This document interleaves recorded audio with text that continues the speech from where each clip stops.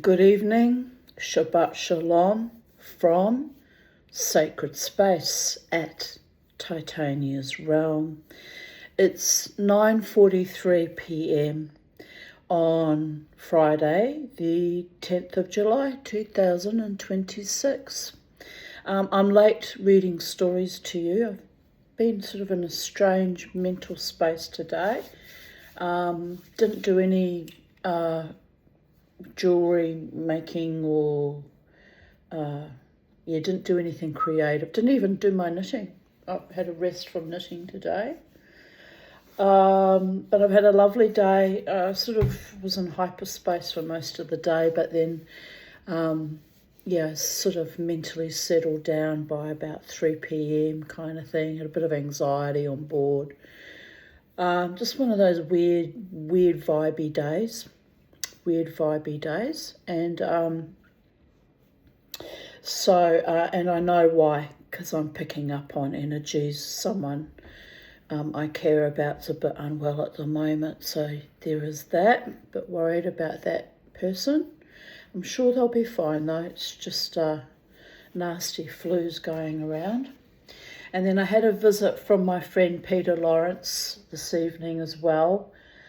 He traditionally has drinks with the boys, and then before he heads home, sobers up a little bit and comes to visit me and has a little bit of a chat. And it's nice. It was nice to have some company and see him. I haven't seen him for a while, actually, because he hasn't been having the Friday night drinks with the boys for a while. So, it was salubrious and lovely and congenial to see him. And what else can I tell? Oh yeah, because I'd rung his partner Robin, because they really love the kumquats that when it's harvest time from my kumquat tree that I keep at my front, near my front steps. So they were ripe. So I said, do you want some kumquats? And then the funny thing is, with all the excitement to see each other, when I was seeing him off, I nearly forgot to give him the kumquats. So I said, wait a minute, the whole point of this visit was for you to pick up the kumquats. So I ran upstairs and got them for him. So that's good. Robin really loves them. So, and I sort of eat them sometimes, but I'm not that bothered. I actually grow them. The reason why I have that tree at my front steps, you want to laugh, people of Earth? It's for feng shui, Chinese feng shui, to draw in prosperity. Well, I've had that tree there, growing there. I planted it when I moved here for 23 years. So the prosperity comes, the prosperity goes, but I seem to reach homeostasis. I'm just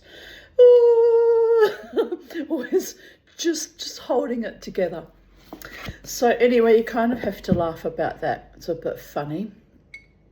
So on the subject of just barely holding things together, I bought this a long time ago and I haven't yet read it myself. So I thought we'll read it together. If we enjoy it, we'll read the whole entire book, and if I get bored with it, we'll just read snippets. But he's even done the little cartoon. He actually put that on his gravestone. I told you I was ill, you bastards, which I find delightful, and I want that. If I ever got buried like a nice Jewish girl, which isn't likely to happen, I'm kind of not excommunicated, but Jewish funerals cost a lot of money, and as you can see, I don't really honour the Shabbat properly either, and don't really observe things. So I think I'll probably end up being cremated when it's my time. So, but if I were to have a proper Jewish burial, I want that put on my gravestone too. I told you I was sick, you bastards, because I've always been treated historically over the decades as if I was some kind of a malingerer and a liar. And even when I was very deathly sick as a child, my pedo godfather, a concentration camp survivor, can you believe, that he ended up being creepy and inappropriate most of my childhood, he used to say to me, "Oh, you're just acting." I'd be deathly ill, coughing up the last shreds of my lungs, and he'd call me an actor.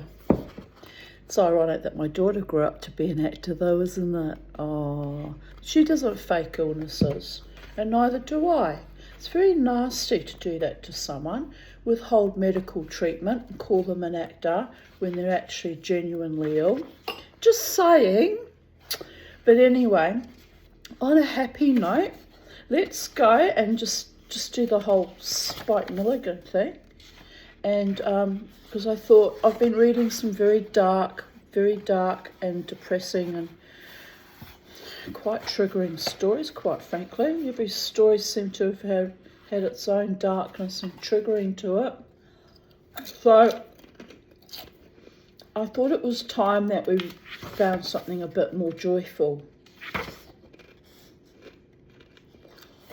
Right, I'll read the forward, gives you a bit of a background, because some of you younger people that might come to my channel, if you're younger, if you come to my channel, won't know who the hell Spike Milligan is. So here we go.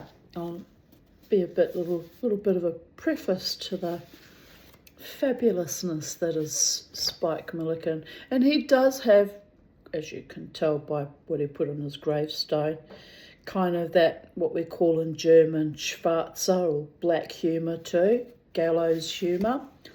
So I guess this might be just as triggering as all the other stories I've been reading to you. Can't seem to escape it.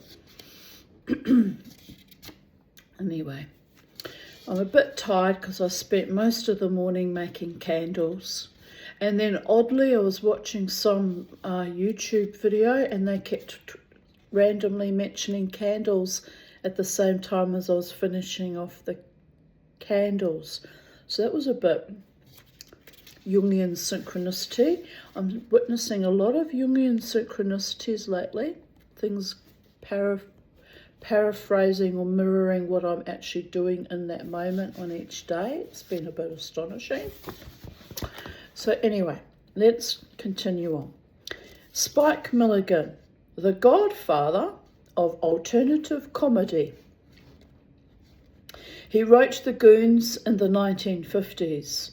Those crazy scripts pushed the edge of the envelope, as astronauts like to say. From his unchained mind came forth ideas that just had no boundaries, and he influenced a new generation of comedians who came to be known as alternative. I first heard The Goons on Radio Dubai in 1974. I told Spike this, and he laughed and thought I was mad. A suitably surreal medium to hear them on. Dubai, of all places. My dad said, "I think you might like this." We recorded the program on my brother's Sharp tape recorder, and I was hooked.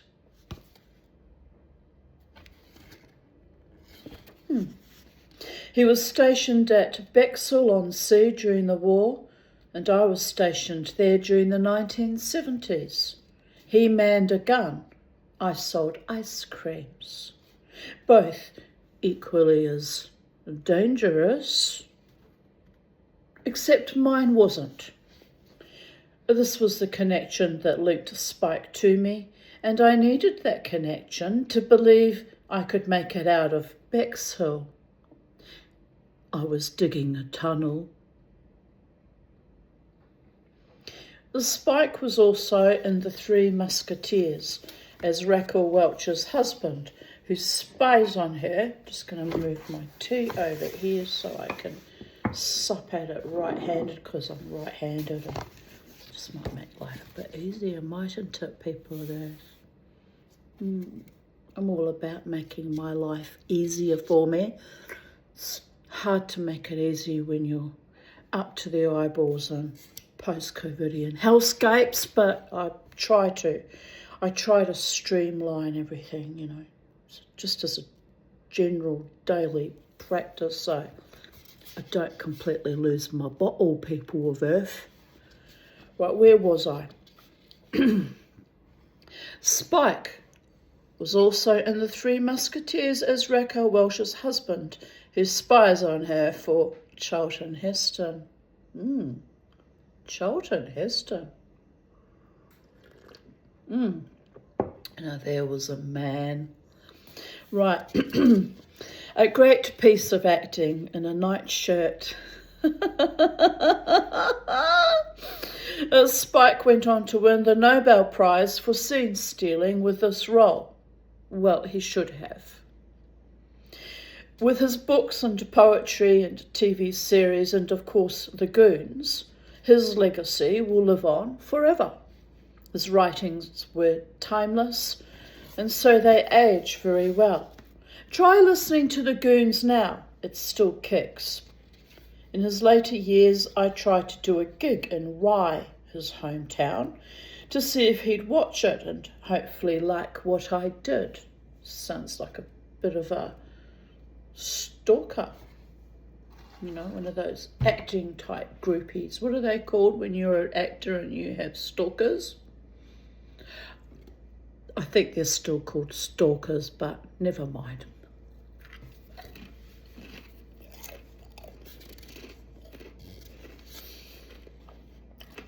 I was looking for parental approval. I never did it in the end because I thought he might just tell me to fuck off, and as he would sometimes do on a summer's day. Not to me, just to anyone. My kind of man. But he was a giant of comedy and creation who will not be forgotten. And that little piece was written by Eddie Izzard. Chapter 1, Tearing It Up. And this is an excerpt from one of his radio shows. Crazy People, 1951. Number 1, broadcast 28th of May, 1951. All four goons in their first ever radio show reprinted here for the first time. For the first series, the BBC insisted on calling them Crazy People, but Michael Bentine left amicably when it was renamed The Goon Show in November 1952, which was 13 years before I was even born, people of Earth. So a lot of these actors and people, anyone from the young generation, will have absolutely no idea who they are. You'll have to look up the show if you can find it online. So you can have, so you can put your ontological shock to bed and have a frame of reference, won't you? Just like us oldies have to try and keep up with your young people's shows and the zeitgeist. It's a bit confronting sometimes, to be honest. Anyway, cast. Harry Seacombe, who I used to really like, he was hilarious. Peter Sellers of the Pink Panther fame, also hilarious. Michael Bentine, I have no idea who Michael Bentine actually is or was, or always will be. And Spike Milligan. The Ray Ellington Quartet, the Stargazers, Max Geldray, material compiled by Spike Milligan, the dance orchestra conducted by Stanley Black, produced by Dennis Main Wilson. Recording Sunday, 27th of May 1951, 5:30 to 6:15 p.m, which is 45 minutes. Transmission Monday, 28th of May, 6:45 to 7:15 p.m, in brackets, home. Announcer, live. This is the BBC Home Service. Disc, fanfare. Announcer, What is the zaniest comedy show on the air today? Spike. Today in Parliament? Announcer. No, it's those crazy people, the goons. Applause. Orchestra. Goons gallop, up and under. Announcer. At last, here is a programme for listeners with 3 ears. One for Harry Seacombe, Peter Sellers, Michael Benteen and Spike Milligan. One for the Stargazers, Max Geldray and the Ray Ellington Quartet. And one for Stanley Black and his Zulu bubble dancers. So pull your chair up to the ceiling, fill up your glass with potassium cyanide, and let the goons do the rest. Don't recommend filling your glass with potassium cyanide, just saying. But it's all meant to be a bit funny. Orchestra, up and out. Applause. Peter. Among the artists appearing will be Arthur Cragworthy. Spike. Hello. Peter. Clute Wilkington. Harry. Hello.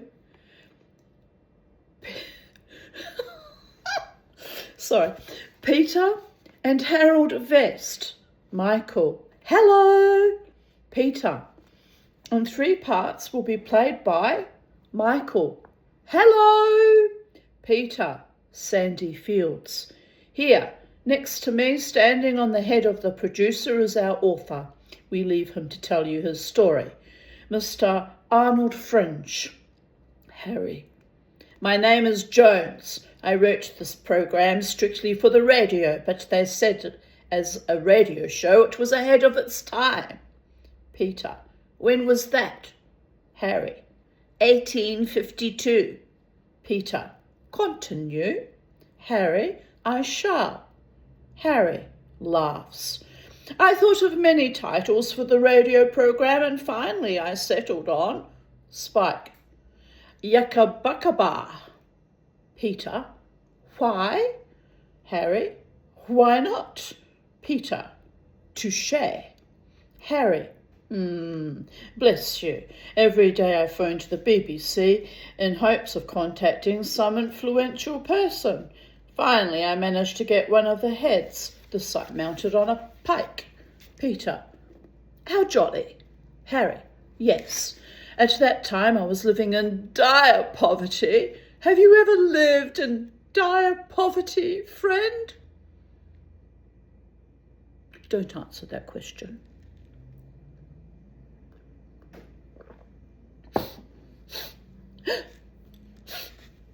Right. Peter. No, I have a little flat in Broccoli. Broccoli. Sounds like broccoli, doesn't it? Broccoli. Harry. What a merry place, to be sure. Continuing my story, I was very, very poor. Worry turned me grey. This gave me a peculiar appearance as I was completely bored at the time. As my last resource, I opened a little tobacconist shop in town. Unfortunately, the little tobacconist caught me. He sent for the police, and so I fade out and in. FX, gavel on desk. Spike. Order in court, first case. Michael. The prisoner, Your Honour, was found to be in illegal possession of 2,000 half-smoked cigarettes. Peter, as judge. 2,000 cigarettes? What have you to say for yourself, Mr. Jones? Harry, wheezy cough. Peter, over coughing. Fined 40 shillings or 7 days. Harry, I paid the fine with trembling fingers, but they wanted money. Peter, you were sent to prison? Harry, yes, I was a fugitive from justice, harried from pillar to post. I had been finally spotted. A grim pursuit ensued. With a fast police car on my tail, I sped like a mad thing through hamlet and village up the Great North Road, 60, 70, 80, 90 miles an hour. And they'd never have caught me but for one thing. Peter. What? Harry. My boots wore out.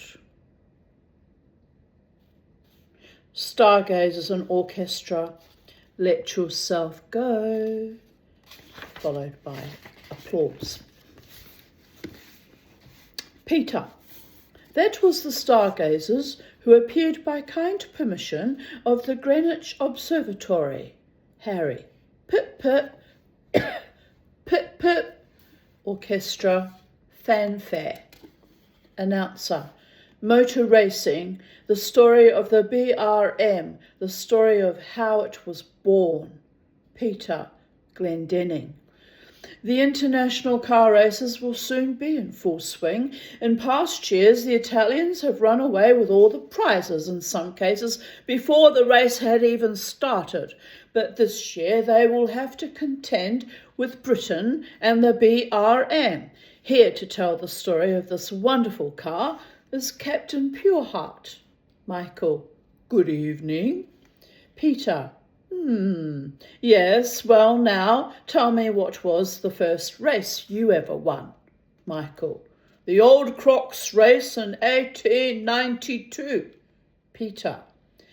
But that was before you were born. Michael. Do you imagine it was easy for me? Peter. Ha ha ha! I think we'd better start your story. Michael. Yes, after the war, an impoverished Britain put on an international car race at Silverstone.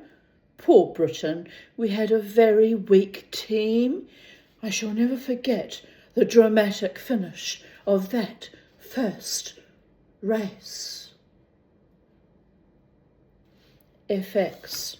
Crowds cheering and atmosphere. Motor cars racing. Harry, excited.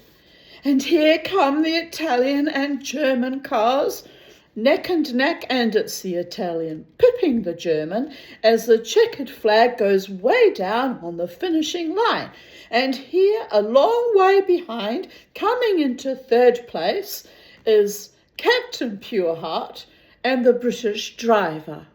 I'm laughing because perhaps I shouldn't be reading out the direction on how I'm supposed to present each character.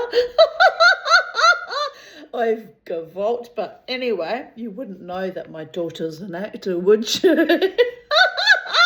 What does her mother do? Make a fool of herself on YouTube videos. It's probably not good for show business, but there is only one business, and that is show. Something like that. I can hear Ethel Merman in the background. The young ones won't know who Ethel Merman is, but it's a song that says, "There's no business like show business." Right. Spot, FX. Horse galloping to a stop. Yeah! Winnie. Spike. Whoa, boy. Whoa. Michael. Yes, British prestige sank pretty low, but I was determined. I decided to raise sufficient funds to build a new car, so I hurriedly held a meeting with my bankers, all talking very fast. Harry. Hup. Michael. The answer was no. I tried every possible way to get money. Finally, I was successful. All I had to do was spot FX, splintering of glass, and a police whistle. Michael, proudly. In 6 months, with this money, I gathered 6 car designers. We locked ourselves in a garage and really went to town. All sing. There's an old mill by the stream, Nellie Dean. Fade. Harry. They set to work with grim purpose. This was to be the car that would recapture Britain's lost trophies. They rented a factory at Berkhamsted, and at dawn 3,000 pit workers arrived at the works entrance. Soon the air rang with the sound of their labours, and by midnight the foreman reported the result. Peter, in Cockney accent. Well, I can't do a Cockney accent. I used to be able to do one too. I'll have to channel my beloved Sylvia Shine. Where are you, Sylvia? I need a bit of English rose and some Cockney. Well, now we got a hammer. Michael. Next I called on my technical advisor, Ernie Splutmuscle. Peter. Did you want me in that, Captain? Yes, Splutmuscle. Here's £5,000. I want you to go to Italy and bring back the finest motoring brains that money can buy. Peter. Righty-ho. Michael. 3 weeks later he arrived back with a glass jar. In it were the finest motoring brains that money could buy. Harry. In the meantime, the engine had been completed and the mechanics were fitting the body together. Effects. Phone bell. I threw that in. I'm getting creative, people of Earth. I'm getting into the zone, people of Earth. Anything could happen, people of Earth. Somebody stop me, people of Earth. Michael.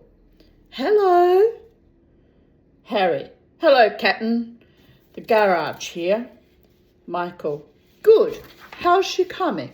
Harry. All right. Michael. Have you put the bonnet on? Harry. Yours. I haven't, and I don't look half stupid in it. Laugh. Ha ha ha ha ha. Michael.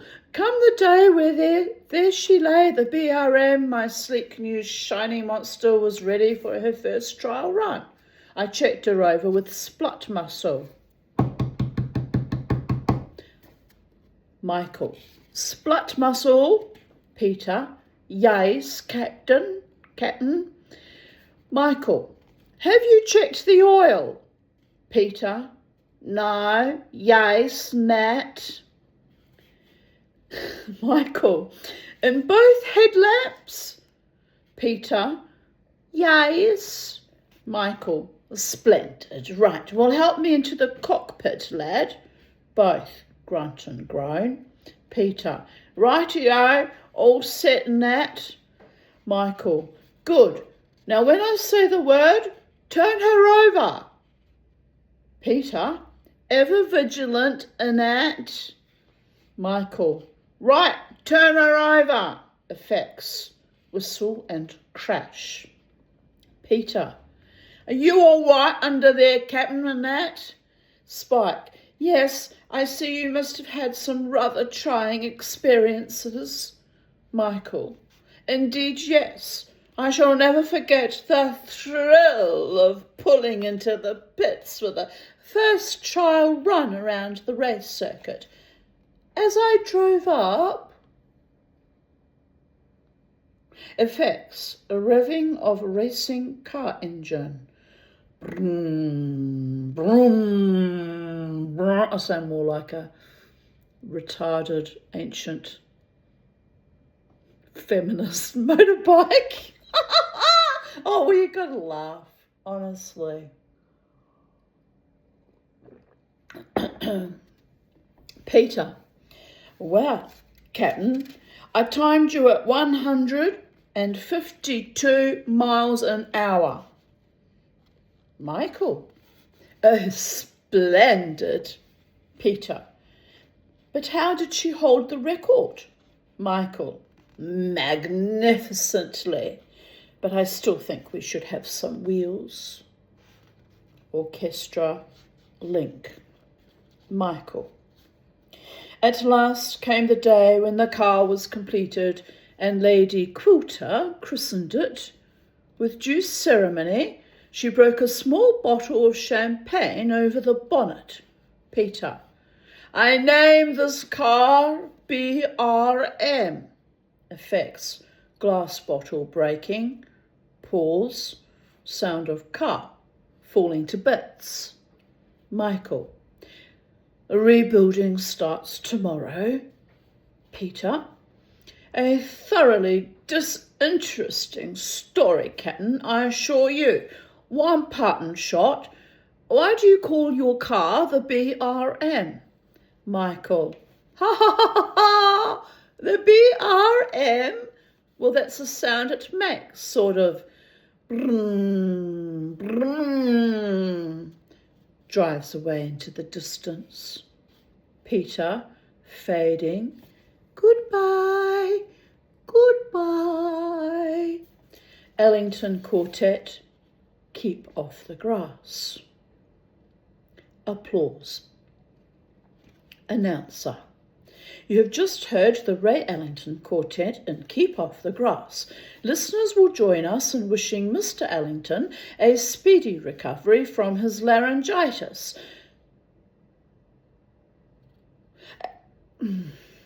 Sorry, Jungian synchronicities. And now to news of the moment. The call-up of Class Z reservists may temporarily deprive many industries and professions of their key men. It may well affect radio too. Let us therefore give you a more concrete example of what might happen if a shortage of radio artists did necessitate existing performers taking on extra work.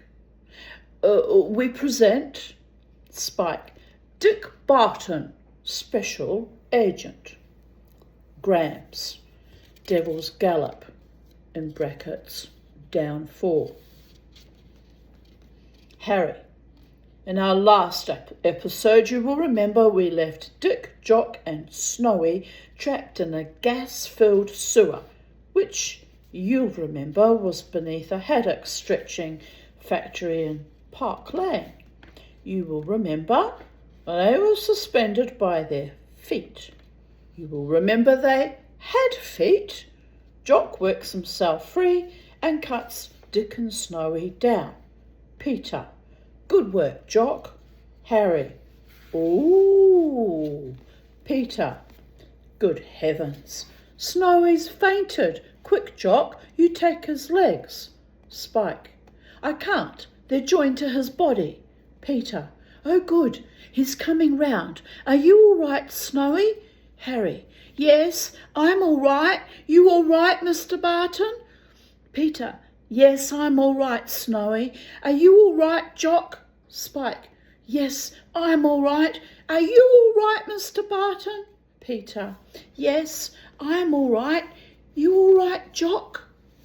Spot effects. Tremendous prolonged noise of door being broken in. Peter. Listen cautiously. I think there's someone trying to get into that door. Spike. You're a genius, Mr. Barton. Peter. Yes, aren't I? But don't worry, men. You can stand by me to rely on you. Spike. Here, Mr. Barton. You better have my gun. Peter. No thanks, Jock. I've got my 2 fists.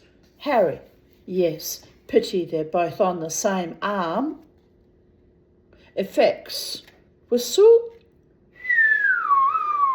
Ooh, I better not whistle because the fairies get very upset when you whistle at night and I've got a bad habit of doing it. What can I do to not upset the fairies? Hang on about. I'll get up and I'll run around with the shins and I'll sit back down. I do apologise about the night whistling fairy ones. It's a bad habit. I've got to break myself out of that. It's really quite a bad habit. And I've had quite enough bad luck and misfortune in my life. I don't need that as well, do I? It's like I almost invite trouble. I had a school friend when I went to Wellington Girls College in Wellington, New Zealand as a young teenager, who even wrote me a poem when I was about 14 or 15. It went like this: never trouble trouble till trouble troubles you, for if you trouble trouble, it will surely trouble you. Little cow.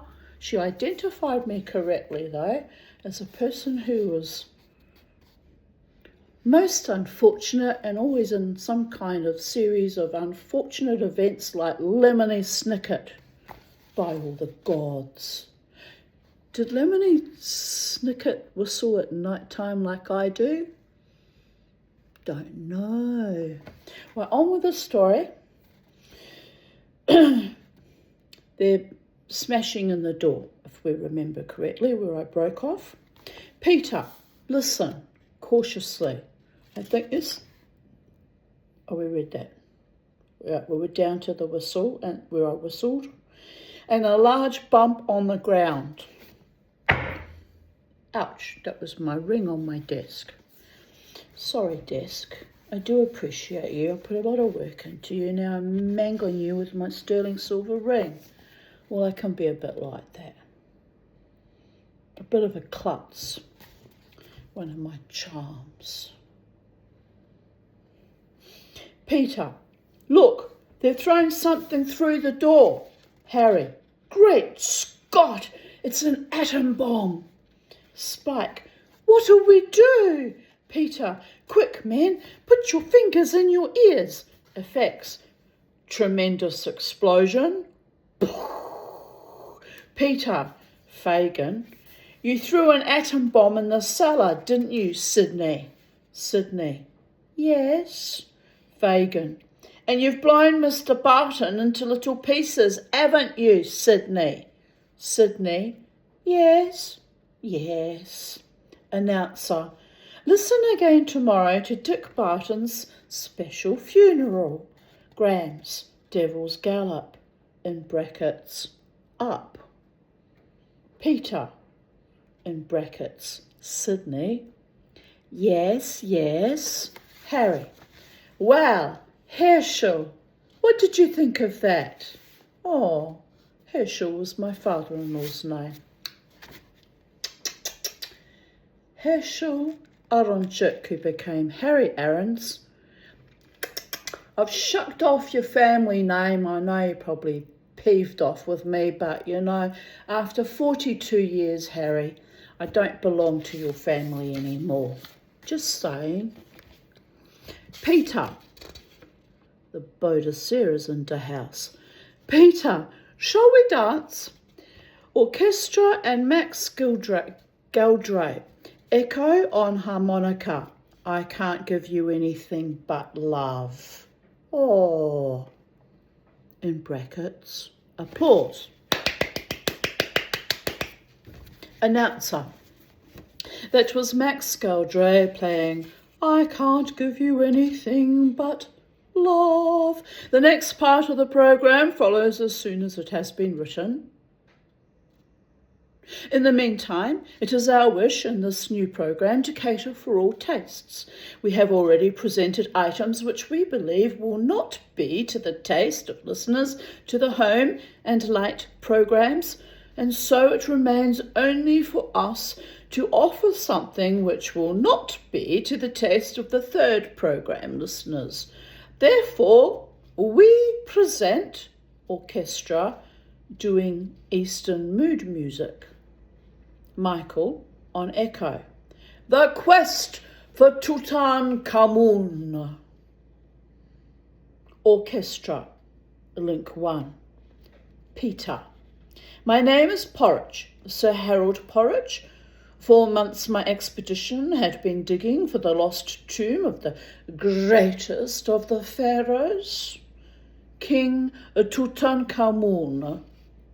2,000 Kurdish coolies and their wives, 500 Busa Arabian porters and their bags, and 600 dromedaries, all engaged in the task of excavating.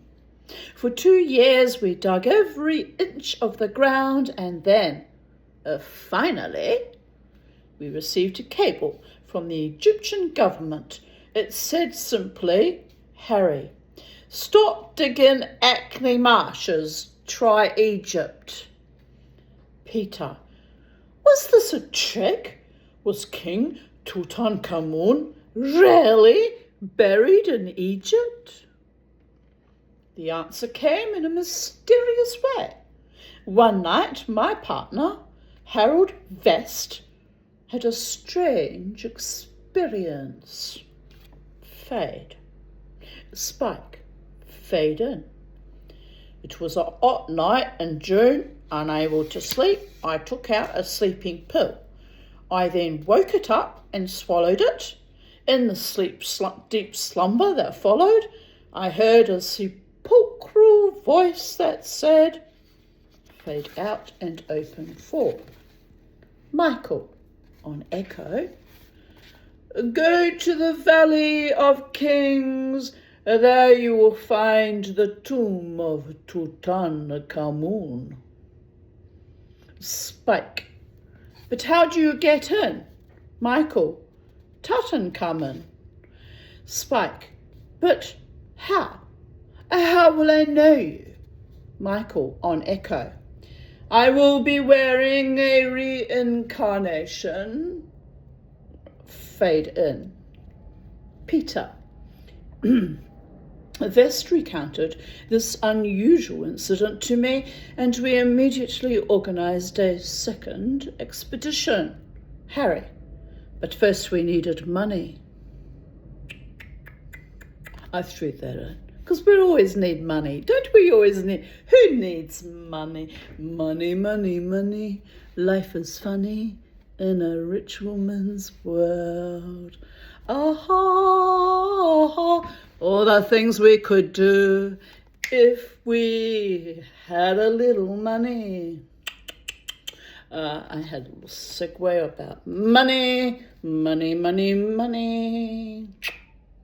It's all taken care of, my beautiful ones, my handsome ones, my gorgeous ones, my darlings, deeply appreciated ones.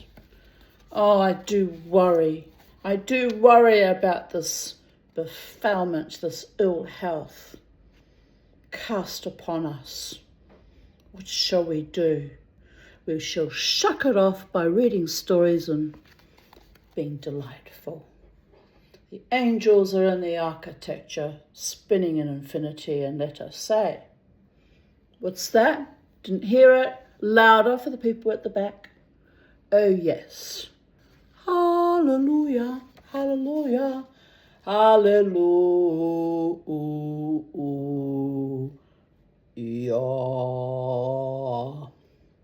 I'm drinking tea. I'm not supping anything alcoholic, people of Earth. I can assure you that. I'm just on one of my weird nocturnal highs that sometimes happen when I'm stressing about things that are beyond my control. Right. Peter. First recounted, we read that. But first we needed money. Aha. Back in the room, people of Earth. Back in the room. Peter. Yes. So we approached the governor of the Bank of England. To our request, he replied, Harry, hysterical laugh. Peter. So we tried a money lender and he said, Michael, never, never. Peter. So we got it on the never, never. Day after day, my staff interviewed potential members of the expedition. Fade slightly out. Peter. Finally, in April, the great expedition set off. Orchestra, voodoo drumbeat. Wait a minute, we can do better than that. We got the drum. Doesn't sound much different, does it? Wait a minute, we got the other drum.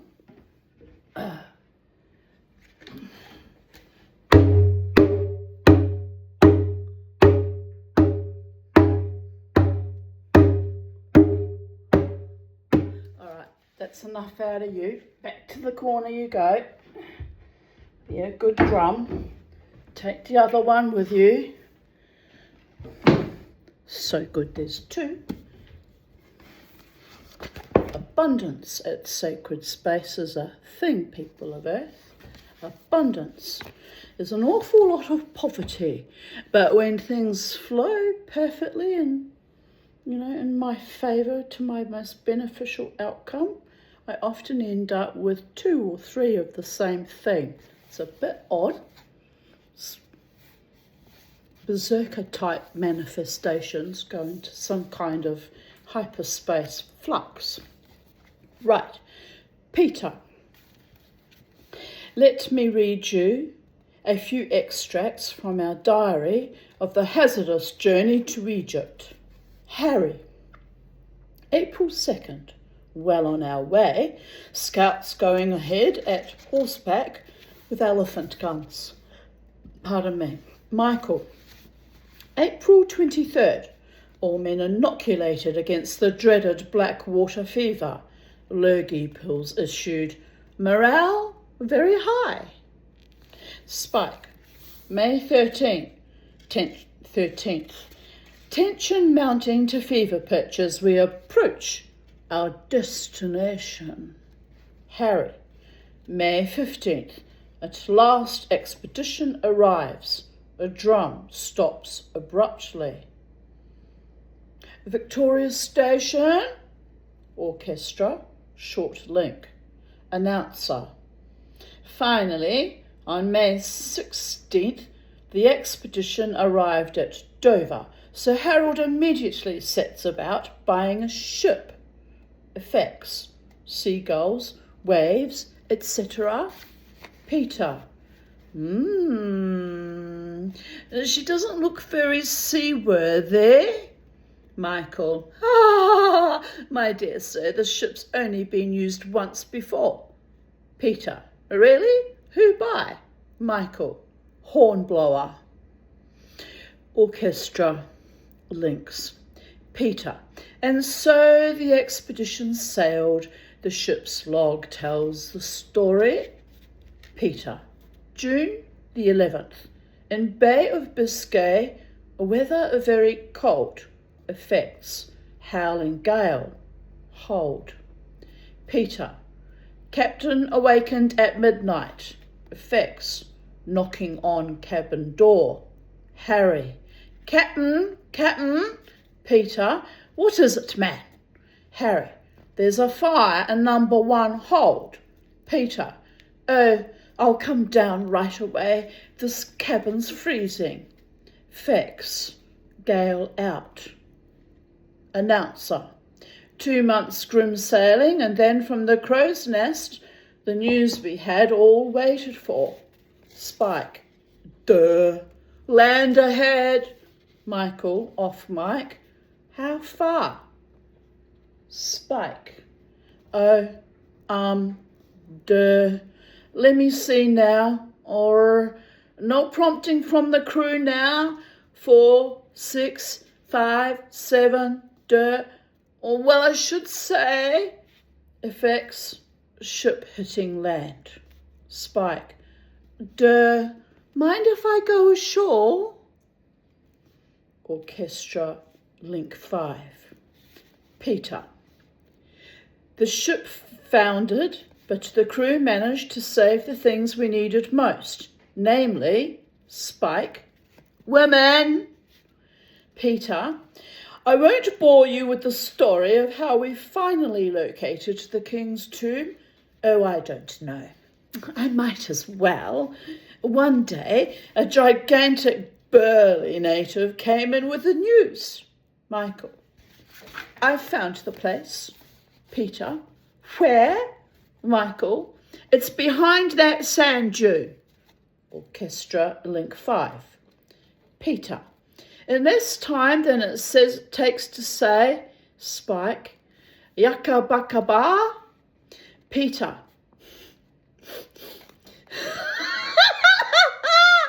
Sounds a bit like Capella Bar, which is a suburb not, 25 minutes from me down in the Redland Shire, east of me rather. Oh, it's quite funny what makes me think of that. Yakabakaba. When we first came to Brisbane, my mother couldn't pronounce it either. She used to say to me, I'm going to Kalapa Bar. You mean Capella Bar, Mum? Yes, that's what I said. Kalapa Bar. I used to be hysterical. Oh, bless. Peter. We had found the sarcophagus of the pharaohs. I was about to see the fulfillment of a lifetime's endeavour. Tense with excitement, we all gathered around the royal tomb. Michael. I think everything is ready, sir. Shall we lift the lid? Peter. Yes, yes. Michael. Very well, Sir Harold. Ready, chaps? Easy now. Lift. Again. Orchestra. Tremolando strings. All grunt. Effect. Gratings. Hold under following. Harry. Look. Michael. I can see him. Spike. Look. Tutankhamun. Peter. Stop. Michael. What is it? Peter. We're too late. Michael. You mean Peter? Yes, he's dead. Orchestra, Link 6. Orchestra and stargazers. Honey, I love you, but. Applause. Orchestra, a fanfare for. Announcer. 1951, the Festival of Britain. Harry, in this memorable year, that means so much to Britons everywhere, what more appropriate than a programme devoted to the old country herself? Shall we away? Spike echo. Salute to Britain. Orchestra, land of hope and glory, down under. Announcer, echo. The world salutes Britain. Michael. By radio from every corner of the globe come tributes and congratulations. Orchestra, fanfare A. Announcer, echo. Australia salutes Britain. Effects, slight radio distort. Peter. Too right, copper. We're divided from you by 50,000 miles of land and sea. Let's keep it that way. Announcer. America salutes Britain. Michael. American. Yes, indeed, without doubts. Sound British still, don't I? Oh, poor Mama T. Yes, indeed, without doubts, Britain can take it. Every dollar that we have sent Britain, Britain has taken. Announcer. Food. Despite rationing, a special effort is to be made in this festival year to make British restaurants attractive to visitors. Michael. Stimulated by shortages. This is meant to be in an American accent, but I can't seem to do it right now. Don't know why. Used to be quite good at the old American accent once upon a time. Not that I was ever an actor, you understand, but you know, when you've got to bung it on, you've got to bung it on, don't you? Right. Stimulated by shortages, British culinary arts have risen to new heights of invention. Peter. This is what a famous French chef said about sampling one of our traditional meals. Harry, agonised. Ooh. Effects, rapping on desk. Announcer. Hygiene. In the Department of Sanitation, Britain stands alone Despite the fuel shortage and the exhortations of cabinet ministers, the average Briton remains wedded to his weekly bath night. Effects: bath water running and splashing. Harry sings. Marie off. You in the bath, Fred? Harry: yes. Why? Marie off.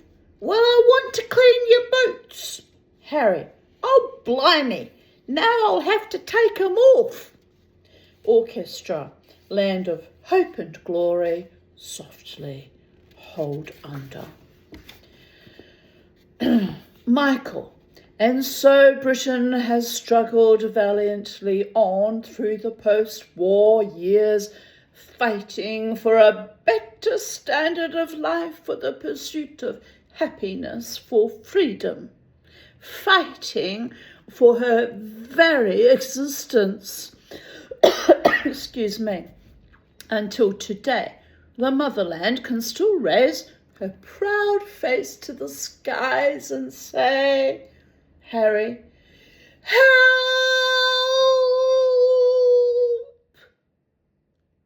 Applause.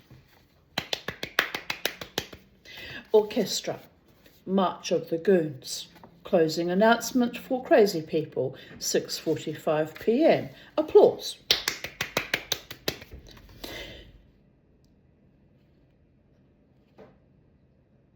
Continuity announcer, alive.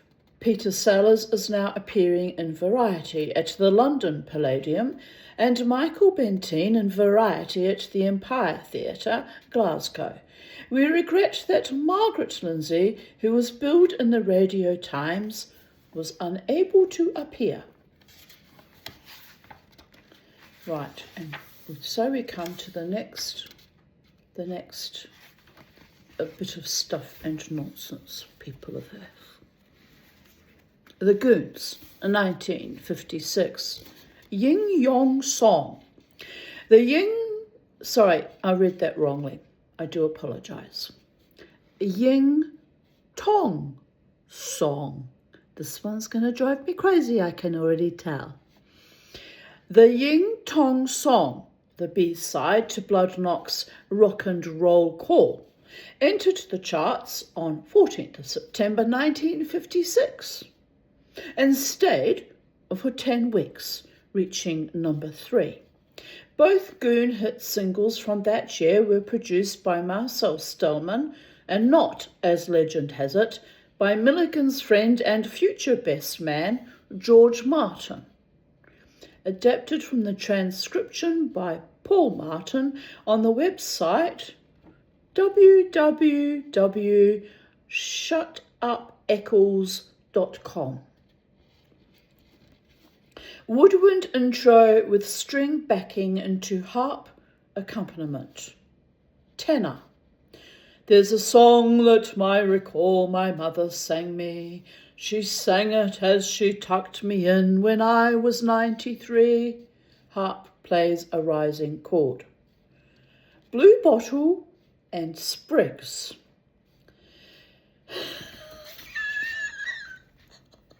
All right, let's have a crack at it, people of Earth.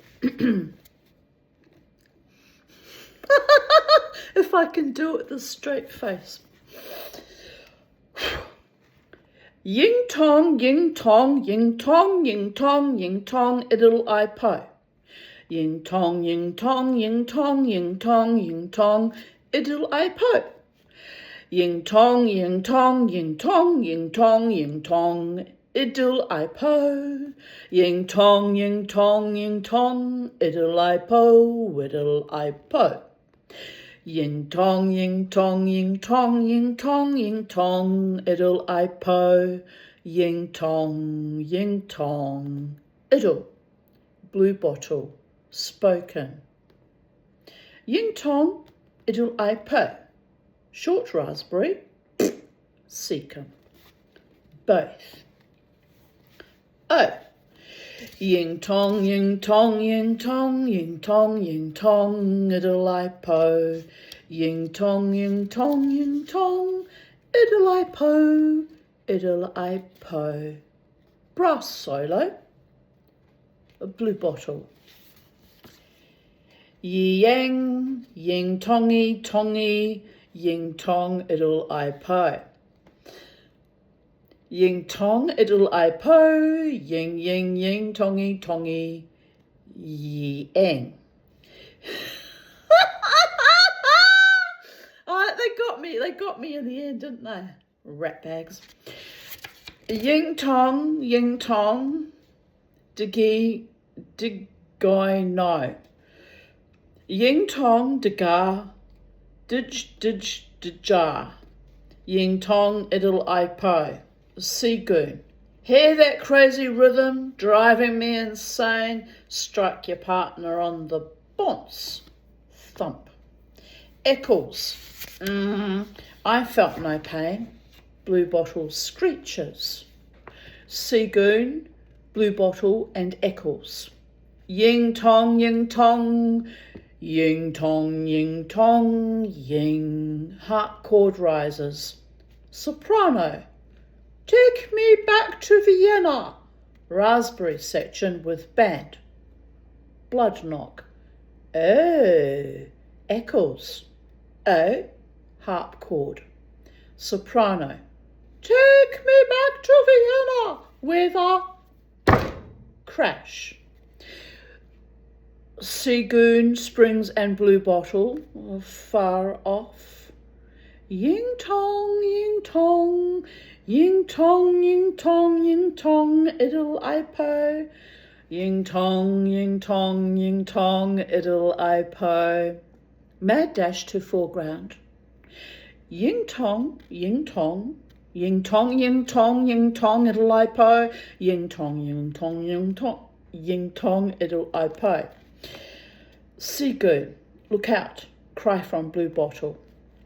Mad dash to distance, hastily. Ying tong, ying tong, ying tong, ying tong, ying tong, idle I po. Ying tong, ying tong, ying tong, idle I po. Dash to foreground. Seagoon. Ying tong, whine of bomb dropping, huge explosion.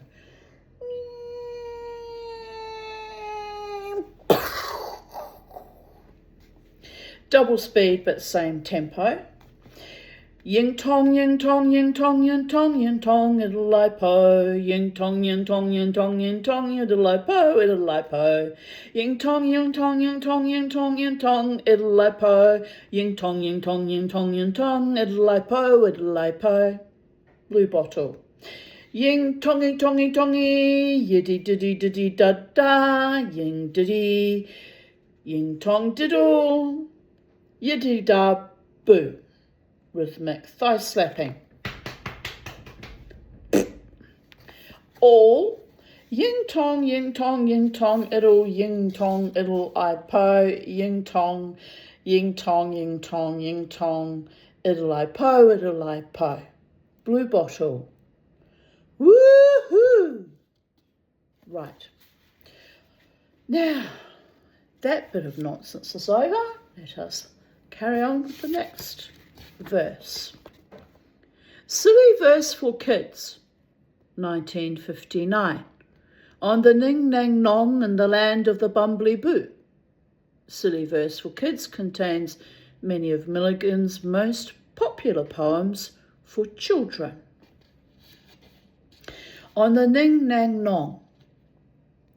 On the Ning Nang Nong, where the cows go bong and the monkeys all say boo, there's a ning nang ning where the trees go ping and the teapots jibber jabber joo. On the nong ning nang, all the mice go clang. And you just can't catch them when they do. So it's ning nang nong, cows go bong, nong nang ning, trees go ping. Nong ning nang, the mice go clang. What a noisy place to belong is the ning nang nong. I feel like I need some good drugs now. But this is the joy of Spike Milligan, don't you understand? But if he did this all quite naturally too, well, maybe, baby. The land of the Bumbley Boo. In the land of the Bumbley Boo, the people are red, white and blue. They never blow noses or ever wear closes. What a sensible thing to do. In the land of the Bumbley Boo, you can buy lemon pie at the zoo. They give away foxes in little pink boxes and bottles of dandelion stew. In the land of the Bumbley Boo, you never see a gnu, but thousands of cats wearing trousers and hats made of pumpkins and pelican glue. Chorus. Oh, the Bumbley Boo, that's the place for me and you, so hurry, let's run. The train leaves at 1 for the land of the Bumbley Boo, the wonderful Bumbley Boo, the wonderful Bumbley Boo. Do you want to see the drawings?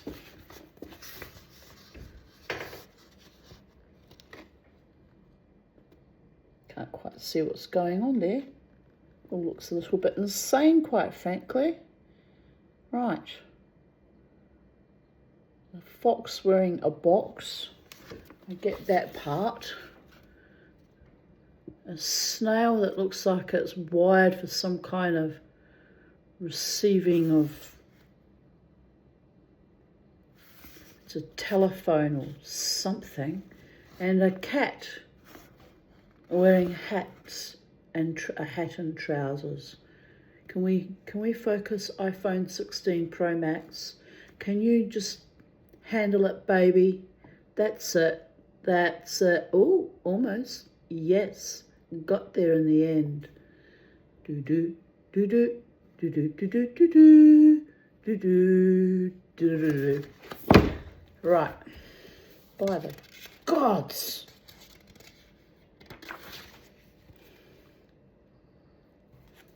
Just see how long this one is. A few pages, not too bad. Right. A dustbin of Milligan, 1961. Letters to Harry Seacombe. Milligan included 5 letters to Seacombe in his first volume of poems, stories and drawings. This extract contains the first 2. SS Arcadia near Ardennes. Hello, Megan Seacombe. Sorry I haven't written before, but I've been seasick. Gad, it's hot. Male passengers are going mad with the heat. With my own eyes, I actually saw an Englishman unbutton his dinner jacket at dinner. He has since been certified. Gad, it's hot. The walls of the cabin pour with a screaming, humid liquid vapour.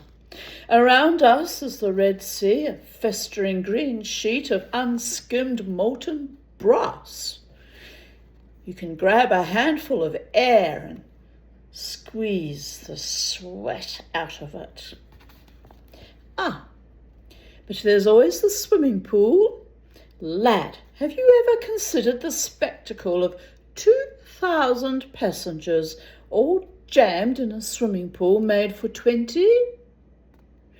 They've been packed in there for 3 days now and we can't get them out. We've managed to extricate one lady by pouring coconut oil over her and prising her up with a crowbar, which gave her the effect of looking like an aged Venus arising from the sea. Gad, it's hot. At 2 this morning, one of the crew went berserk, overcome with the heat.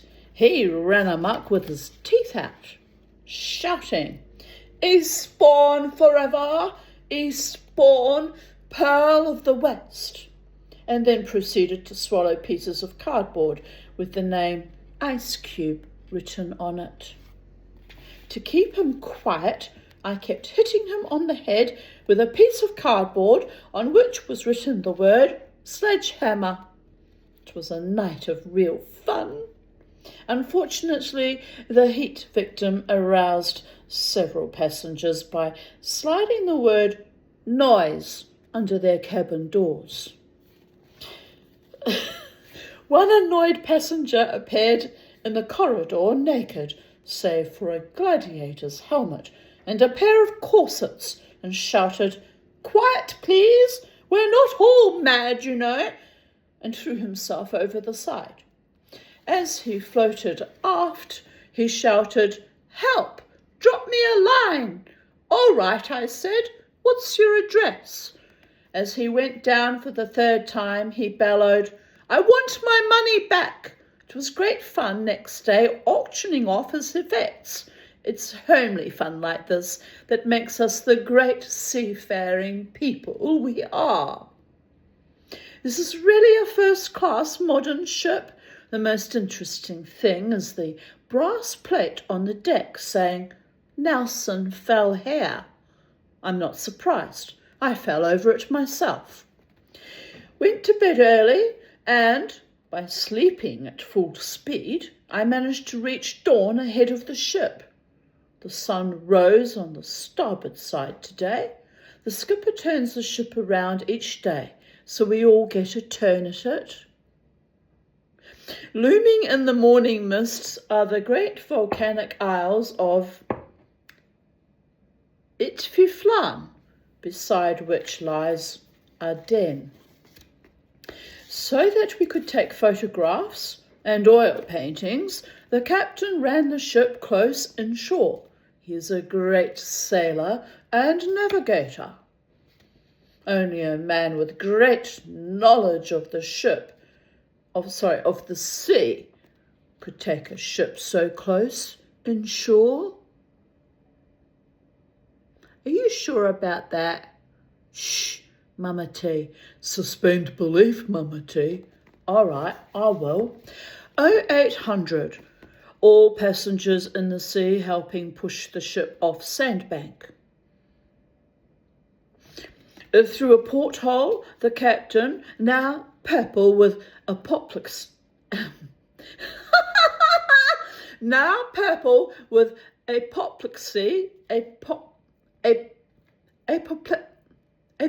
apoplexy, is shouting instructions and offering money prizes if we can refloat her before anyone spots us. All the crew stand at the rails shouting encouragement. What nice fellows they are. By mid-morning we had her afloat, and we sat down to a combined breakfast and lunch. Curried porridge and chips, fried fish with Rice Krispies. The purser has a motto: eat as much as you can, folks. You pay for it. The more you eat, the cheaper you travel. I left a Scotsman trying to eat enough to enable him to travel free. Slowly the great SS Arcadia steamed into Aden harbour. Astern, I saw a silver-white flash in the water, and the maw of a great shark as he gulped down some ship's waste. An old man saw it. "Shoo! Go away, naughty fish!" he shouted. I learned later that he kept chickens in his cabin and was worried about them. As we neared the shore, the water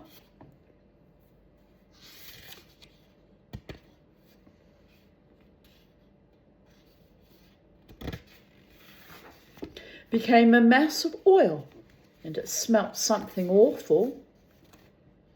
The glare of the sun was immense. I said to the first officer, "Gad, that sun's hot," to which he replied, "Well, you shouldn't touch it." After lunch, we descended the gangplank to the launch. At last I was to step on a part of the British Empire. Last time I was in Aden in 1933. It was just a dirty, hot coaling station. Today it is just a dirty, hot coaling station. Ashore, the only thing that had changed was the ice cream paper I had thrown in the gutter in 1933.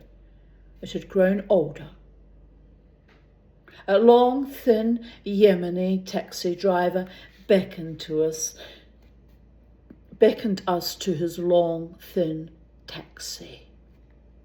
We've got Abadaba Yabadadadu.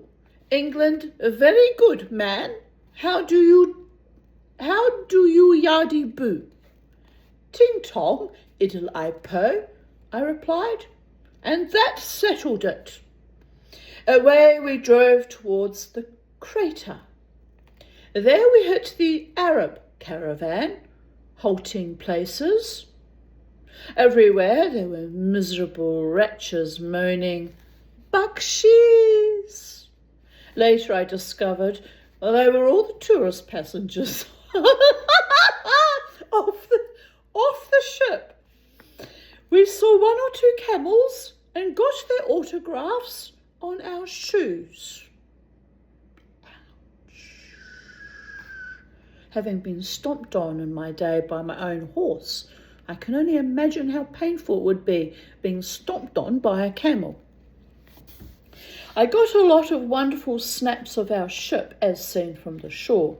The British soldiers on guard outside the British barracks and the Union Jack over the port. What fun I'll have showing the people back home photos of the mysterious Occident. I shook hands with a friendly Arab. I still have my right hand to prove it. Nevertheless, everywhere are signs of organised British rule. All those happy fights in the cafe. We had a bomb explosion the day we were there. Of course, the cafe proprietor charged us extra for it.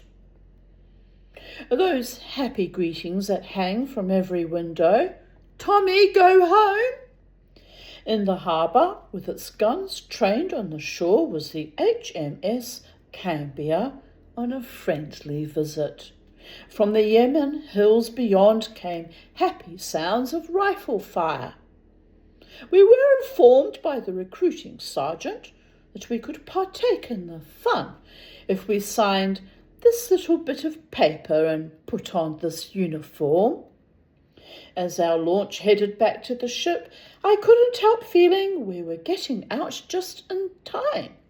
My suspicions were confirmed when, training my binoculars on the governor's palace, I could see him packing furiously and his wife ironing a white flag.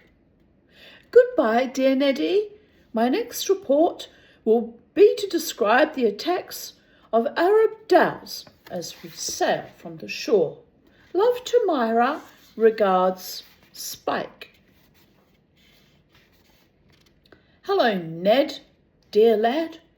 We left Ardennes on the evening of April 19th. The sun was setting, and Ned, lad, the sunsets in this part of the world are almost miraculous. Shooting out from the perimeter of Old Sol are spears of light, pink, gold, red, yellow, and crimson, all fill the sky as the sun hurries to the horizon. The clouds look like the shields of a victorious army. Then suddenly the sun is gone, and lo, the curtain of night is down. The master tailor sews his bejewelled charges to the black canopy of the heavens. On high they cluster. The pendants of the constellation, Castor, Pollux, Andromeda, all glitter in the velvet darkness, like old oily chips on boiled haddock. April 20th. What a day! The captain mutinied and took over command of the ship. The crew turned really nasty and not one of them would dance with him that evening. The captain finally won the crew around by promising them that they could all try on his hat. April 21st. As the twilight encroached the ship, a knowing-looking Irish traveller said, "Them's nice pigeons." I corrected him. "They're gulls."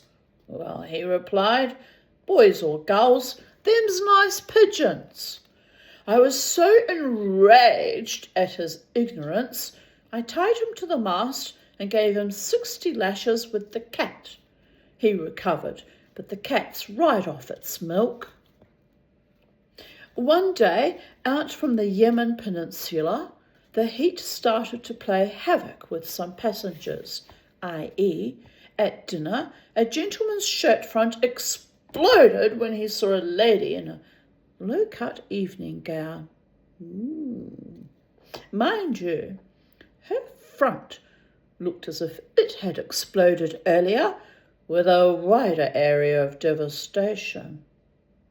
The gentleman in question was Charlie Thud, a tea taster from Ceylon, who had graduated from tasting soup in the Hebrides and water at Tring. Did you know that Tring was the inventor of the bicycle bell? In the tourist lounge, 2 Spanish girls and a flamenco guitarist gave a very sultry concert of flamenco dancing and singing. I watched spellbound the pounding, insistent beat of Spanish rhythms, the red flashing lips of the senoritas, the sensuous stamping of their heels. In the end, unable to contain myself, I tore off all my clothes, sprang to the middle of the floor, and did the Palais glide. Who said we British didn't have it in us? I'm writing this from the ship's prison. April 22nd. Invited to cocktails with the captain. He's a real son of the sea. He first became interested in ships when his mother approached him. "John, your father wants you to build a boat at once," she said. "Where is father?" inquired John. "In the middle of the lake, drowning," was the reply. He told me he had the sea in the blood, and believe me, you can see where it gets in. April 23rd. Tonight was held the ship's gala fancy dress ball. I ate 3 tons of spaghetti, put on a turban and dark glasses, and went as King Farouk. How proud I was till I stepped into the ballroom. Have you ever seen 500 King Farouks? The bewildered judges threw the prize in the air and we fought for it. Then it was time for some crazy rag and bone time rhythm, dancing to the wild melodies of Arthur Lovelace and his Arcadian trio. The night grew hotter. Even the champagne was steaming. In the Paul Jones, a stout lady grabbed me. "You made a fool of me tonight, fighting for the prize with all those men," and before I could protest, she dragged me off to her cabin. "Now take that silly turban and dark glasses off," she said. I did so. She screamed, "Help! There's a strange man in my cabin." The night steward rushed in. "The man is not my husband," she whimpered. "He's not mine either, Mum," said the old steward. Well, with 500 identical King Farouks on board, I bet there was more than one strange moment during the evening. Anyway, I was the only one down at breakfast the next morning. Right, we'll see how long this one goes. You might have time for one more, people are there. Yes, one more, I think. Parkoon, 1963, Chapter 1. Milligan's first novel, written over 4 years, was an Irish Under Milk Wood. In the first chapter we meet Dan Milligan, who takes his creator to task over the shape of his legs. Several and a half metric miles northeast of Sligo, split by a cascading stream, her body on earth, her feet in water, dwells the microcephalic community of Pacoon. This June of a morning, the whole village awoke to an unexpected burst of hot weather. Saffron coloured in the bleach early sky. Excuse me.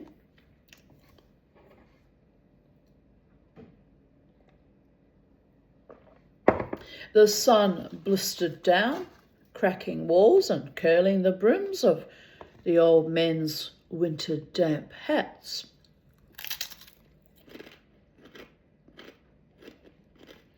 Warm bum buddies circulated air in their nethers. What? Flapping their skirts and easing their drawers. What?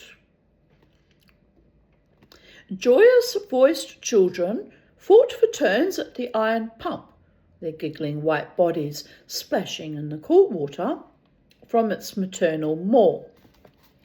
Bone-dreaming dogs steamed on the pavements, and pussycats lay bellies upwards to curlew, drinking the gold effulgent warmth through their fur.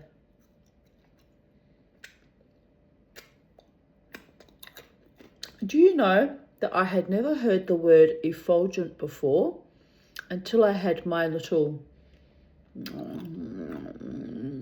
reconnoitre with David Davidson, who referred to me as effulgent. I had to look it up in the dictionary. It's quite charming of him to refer to me as effulgent. Anywho, on another note, drinking the gold effulgent warmth through their fur, the pussycats, you understand, not the mama tea.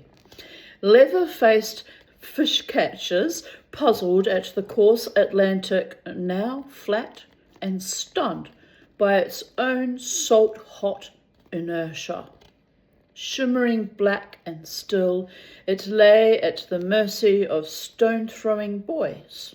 The bowmen of the sands took respite from the endless cavalry charges of the sea.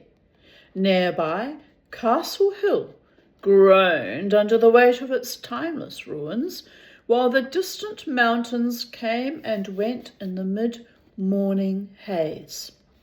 Old Danny Conlon was already setting up the evening edition with ink-tinted fingers. Hottest day in living memory. It took something like that to get the Pope off the front page. So lay Pacoon, caught by summer in her winter thrall, as she lay thus dreaming twixt land and sea. All was light, and like a golden finger the morning was writ upon the scene. Gleaming off-white at the foot of Castle Hill were the puzzled crumbling faces of the old peat cutters' cottages, their glass eyes now dimmed with cataracts of neglect and dirt. The peat had run out 30 years ago, and the peat cutters had run out not long after. Some went to America, the rest stayed behind and hit each other with loaded sticks, but it never really caught on and they dispersed. The cottages had been condemned as unfit to live in except during thunderstorms and depressions. The year after the Troubles, the Irish Free State government had bequeathed the cottages to those who had helped rid Howley Island of the English, the Tans, and for that matter, anybody. One such beneficiary was the Dan Milligan, son of a famous paternity order. With a roof over his head, he had ceased work, living off his pension and his wits, both hopelessly inadequate.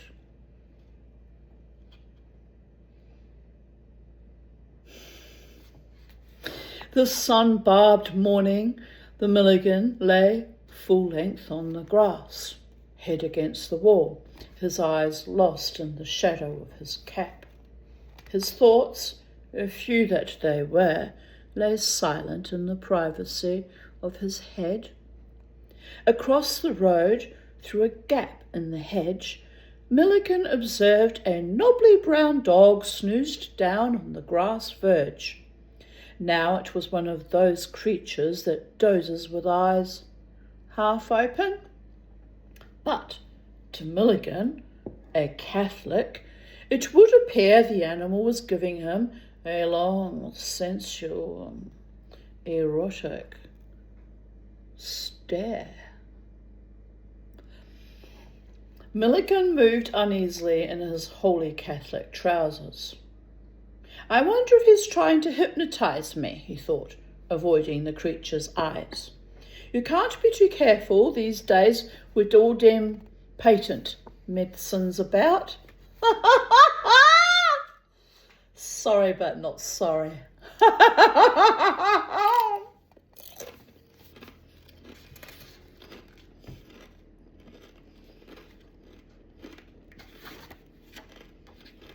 I wonder what good old Spike would have thought about the spike protein in the COVID vaccines.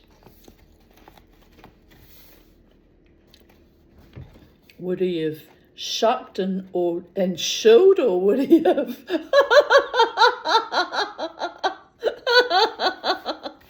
been red-pilled? In an attempt to break the white man's supremacy, Paul Robeson had once remarked, "All handsome men are slightly sunburned." Milligan was no exception. He had also said it. He sat in the half upright. "I think," he reflected, "I think I'll bronze me limbs." He rolled his trousers kneewards, revealing the like of two thin, white, hairy affairs of the leg variety.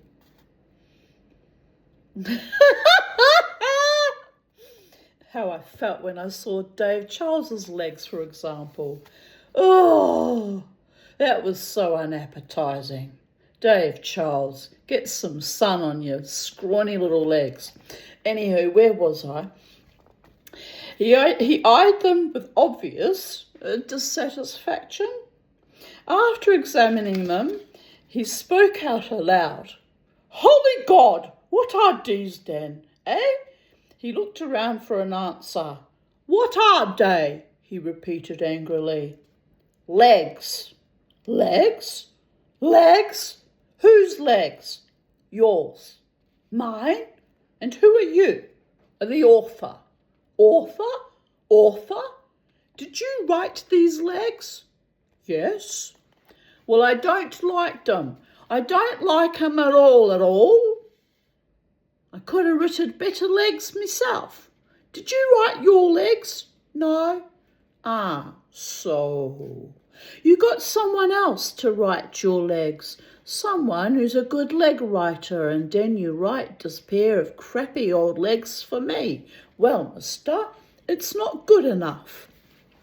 I'll try and develop them with the plot. It's a diabolical liberty letting an untrained leg writer loose on an unsuspecting human being like me." It was a Dublin accent charged with theatrical innuendo. Like all Irish, he could make good morning sound like a declaration of war, which it usually was. "Now listen, Milligan, I'll grant you a word wish. If you ever find yourself in trouble, just shout, 'Scrox! Scrox! Scrox!' All right, Squo rocks. I'll remember, Dad. Squaw rocks, he repeated. Right, squaw rocks. He lay back. The sun grew on. I must admit, you write nice weather, mister. He held one arm up to the sky and eyed the frayed cuffs of a once-upon-a-time suit. It's going home at last. Still a suit can't last forever. And on reflection, he remembered it had. The shoulders were padded like angled flight decks.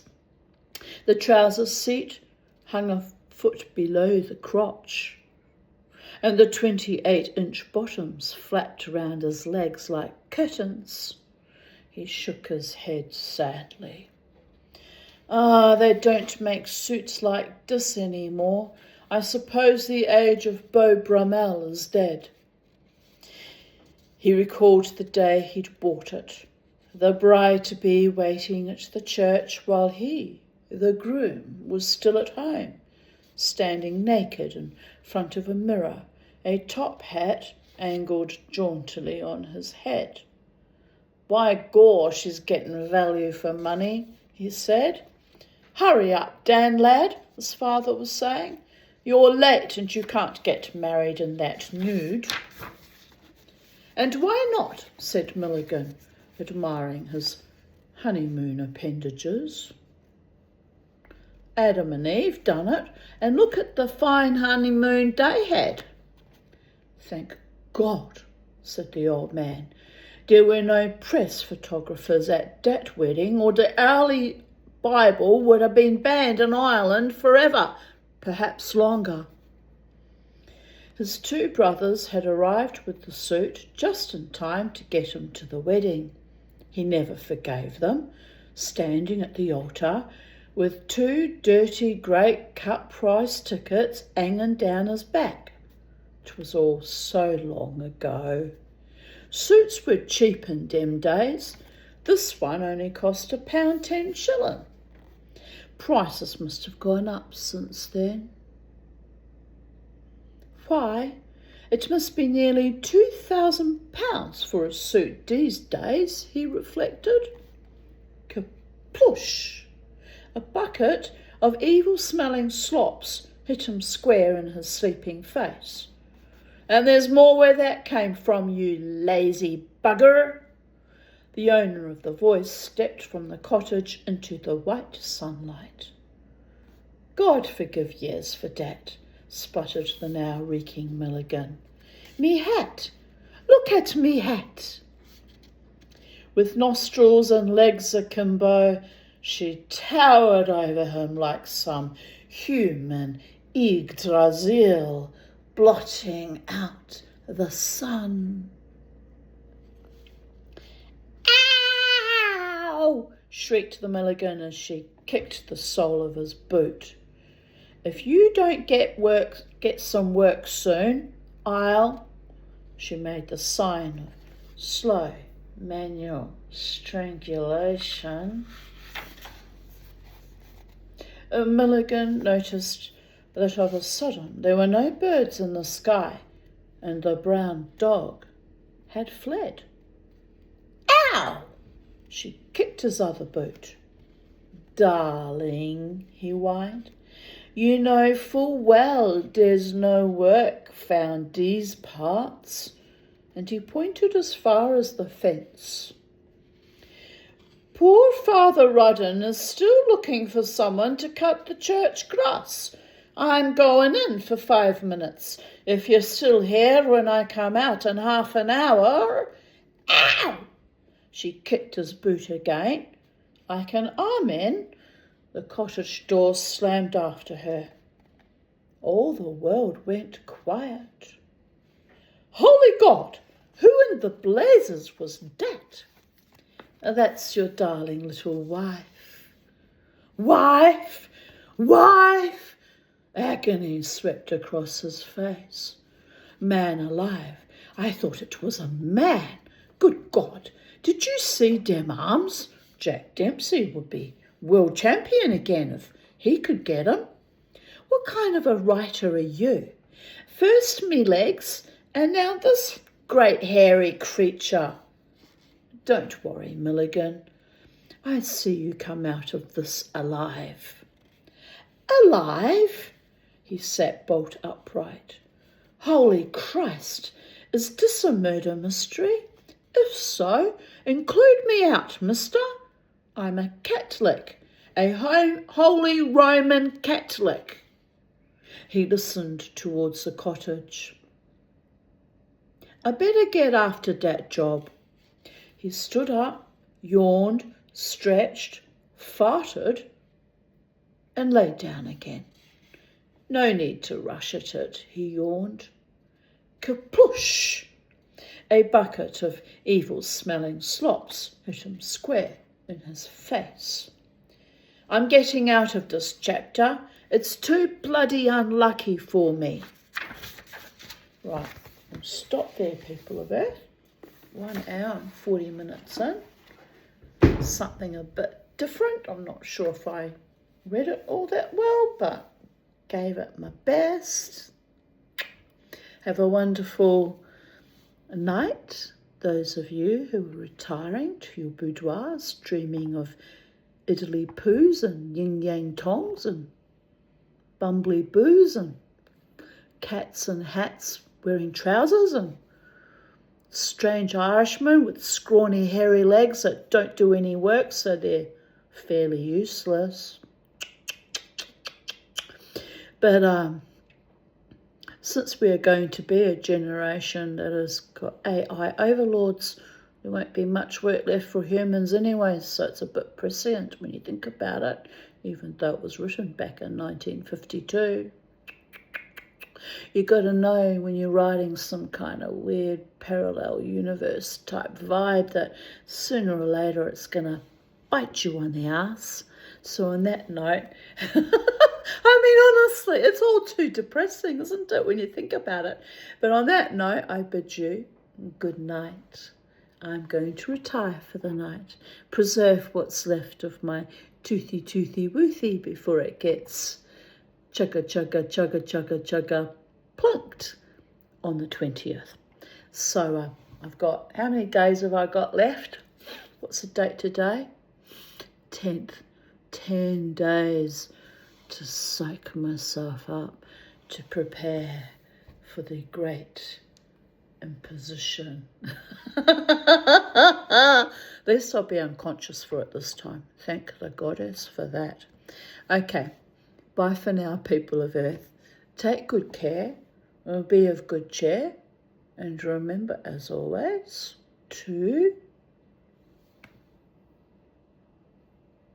louder for the people up the back. 8.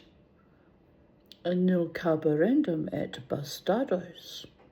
Never ever let the bastards grind you, me, us down.